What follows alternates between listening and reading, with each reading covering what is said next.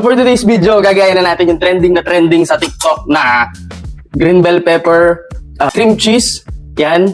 Tapos Cheetos or cheesy. Low budget lang tayo, kaya cheesy lang yung binili ko. So meron maanghang at saka merong hindi maanghang. Nagdagdag na rin ako ng cucumber, try ko na rin kung ano yung magiging lasa. Ang ganun lang to. Tapos cream cheese. Yan, so lalagyan na natin ng cream cheese. Lalagyan niya lang sa loob. Mas maganda lahat malalagyan. Make sure na lahat malalagyan ng cream cheese. Ayan. Kung napanood ko sabi lasang pizza daw eh. So check natin. Ayan. Tingnan natin yung normal lang. So pwede na siguro to. Tikman na natin.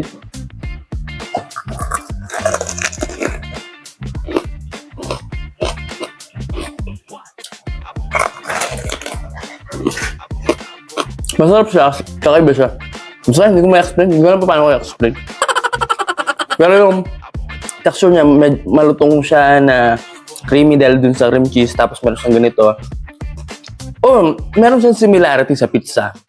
Tapos try natin yung manghang. Lagyan ko siya ng manghang dito. Manyaman niya. Manghang. Yan.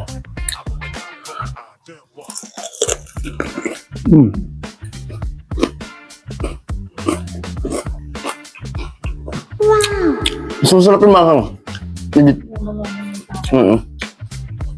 Mas malasa.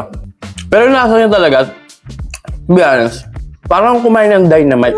Parang kumain ng dynamite na malutong, na hindi maanghang. Walang wrapper. Na ganun yung lasa niya. Legit. Pero masarap siya. Pero hindi siya yung snack na inulit-ulit kasi ang mahal ng cream cheese. Makakasuya din siya. Pero masarap siya. Ngayon, try ko naman yung cucumber. Kung ano magiging lasa. Pwede na siguro to. Lagyan ko na rin ito.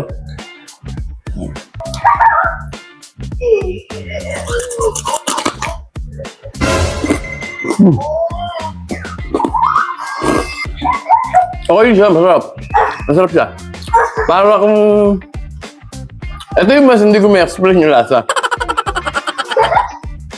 Kasi medyo mas malasa tong bell pepper eh. Pero masarap siya. Ano ba may explain lasa nito? Para kang kumain ng... Alam mo na. Parang kumain ng salad. Ganyan lasa niya.